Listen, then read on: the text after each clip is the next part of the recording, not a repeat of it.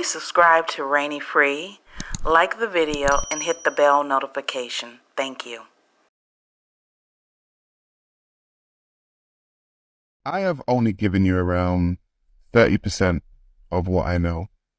We haven't even touched on the very odd and weird parties that Pearl likes to invite people to. And I was invited to one last year, and she told me that her manager was coming from America and they were going to have a party. And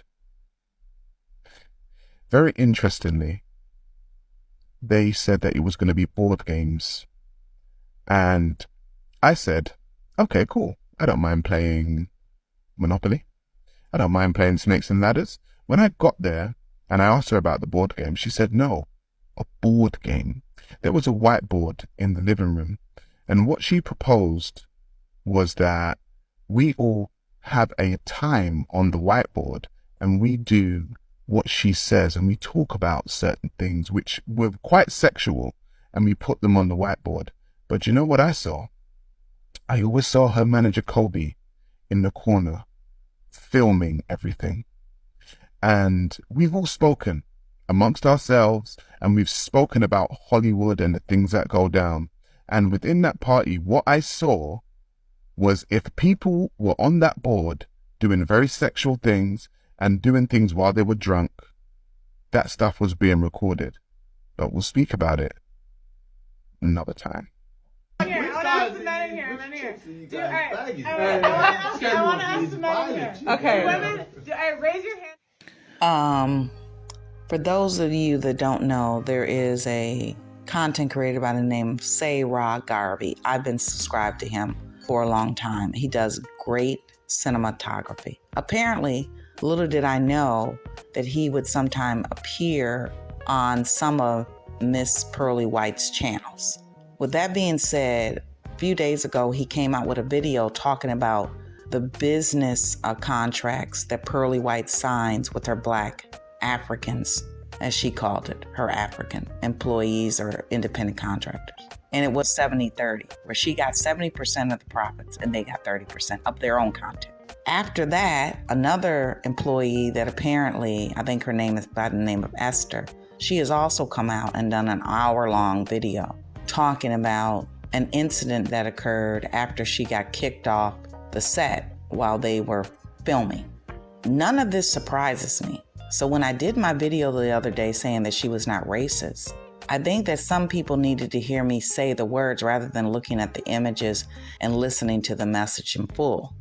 What I mean by this is this: there's no good white person, there's no bad white person in America and around the world. White people grow up with privilege, and with that privilege comes a certain bias automatically. It just happens naturally.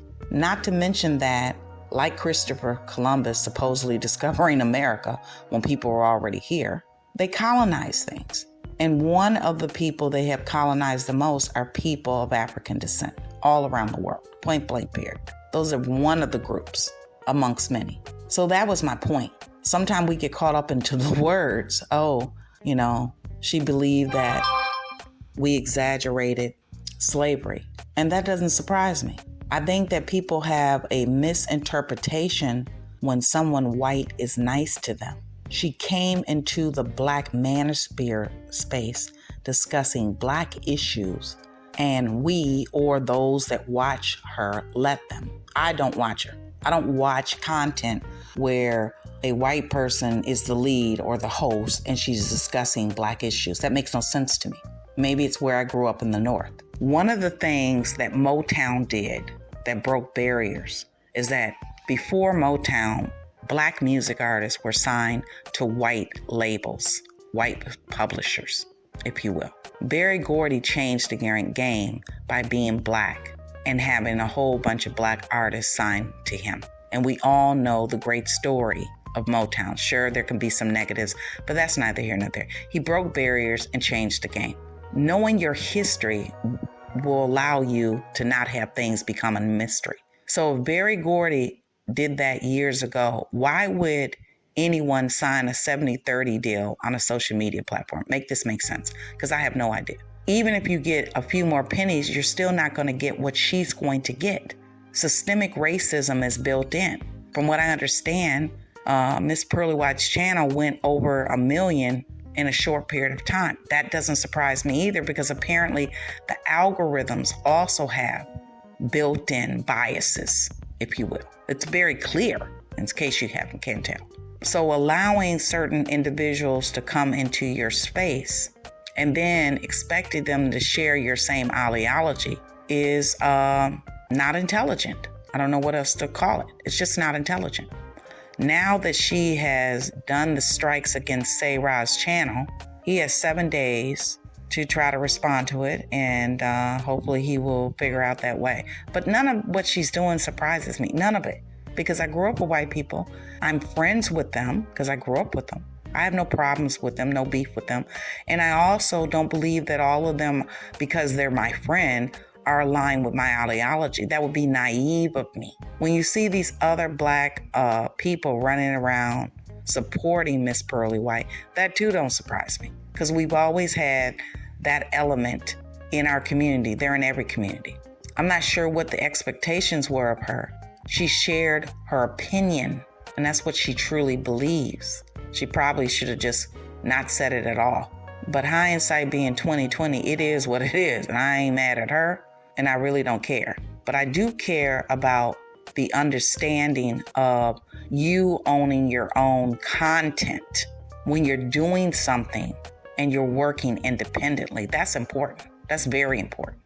So exploitation started of black people a long time ago.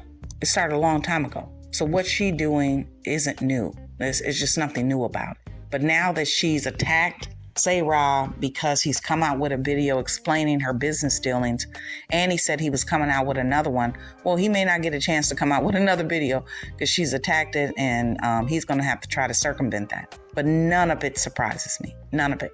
And yes, she's probably a nice person, or she wouldn't have been allowed in the door. And all these Black Americans in the manosphere that follow her, collaborated with her, etc., must have thought she was nice.